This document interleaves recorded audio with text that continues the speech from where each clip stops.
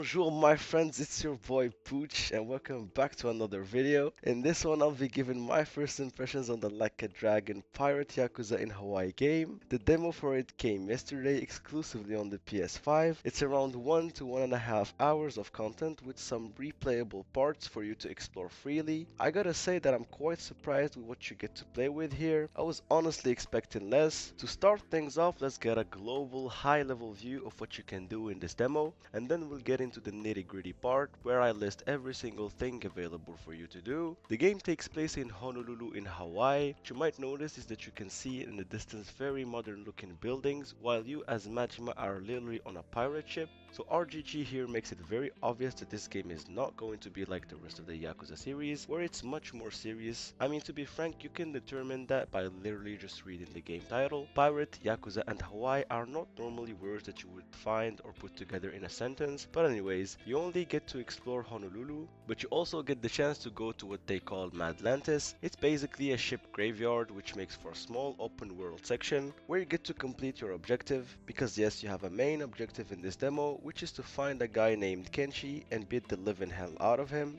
I mean, it's a classic Yakuza plot. Once you're off the ship and back on your feet, the game hits you with a tutorial to explain the two different fighting styles that you'll be using throughout the game. You've got the Mad Dog fighting style. Here Majima mainly uses his speed to pull off some insanely fast combos to deal damage. Your main weapon is the dagger, and what's special about this fighting style is that you can spawn shadowy doppelgangers that fight alongside you. You can even hold circle and do a spin attack that does a ton of AoE damage. The other fighting style is the Sea Dog one. Here Majima wears his best pirate outfit and brings out the cutlasses. You get 3 different weapons to play with here. You've got the pirate swords, a grappling hook, and a gun. You can incorporate weapon attacks while comboing to get different animations. What's special about the Sea Dog style is that you get to call on legendary sea creatures to help you win the fights. In this demo, you only have one available sadly, which is the shark. It does AoE damage and basically one-shots any mob. The combat feels very polished, smooth, with a huge variety of combos. Switching from one fighting style to the other mid-fight very quickly is a nice touch and makes for some cool stylish chain attacks. Combat aside, the best feature here is what they call a street server. It's a vehicle that you can use for traversal and even has a built-in auto cruise function that lets you automatically go from point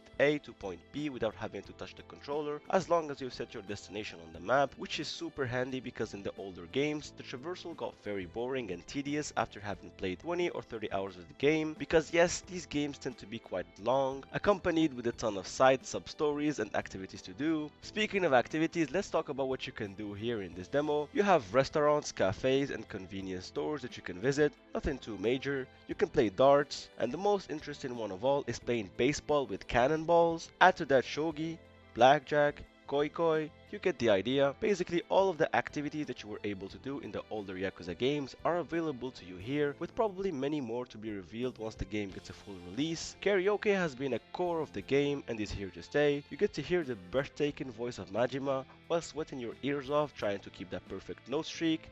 I'm just kidding, it's super easy. The demo had quite a variety of items when you want to customize Majima's outfit and also his pet's outfit, but it doesn't end here. You can also customize your trusty street server to make it match your outfit style, or go completely bananas and make the most outrageous looking one. Your creativity is the limit here. I don't really know if this counts as customization, but Majima can in this game wear 10 rings, 5 in each hand, with every ring guaranteeing different boosts, some for attack speed, other for increasing damage or defense, and many more to find. Another new big addition which is proper to this Like a Dragon spin-off is the naval combat, a new gameplay system that lets Majima control Gojorama, a massive pirate ship where you get to gather different and sometimes very funny looking shipmates to help you along the way. For those of you who are familiar with Assassin's Creed Black Flag, this gameplay footage that I'm showing might hit home and feel nostalgic, aside from the very obvious cannons on the side of the ship that you get to use as a weapon to destroy other ships. The Gojorama comes apparently equipped with a machine gun, and I wasn't really expecting that at all, but it's RGG here. But you wanna know something else that is even crazier? Majima has somehow an RPG tucked away somewhere in his pirate outfit, because I don't know where the hell he managed to pull that one from. Reminds me of how Franklin pulls out the weapons in GTA 5, but it looks like it can be very useful probably in some situations when your cannons are being reloaded and you want to quickly damage and sink your opponents.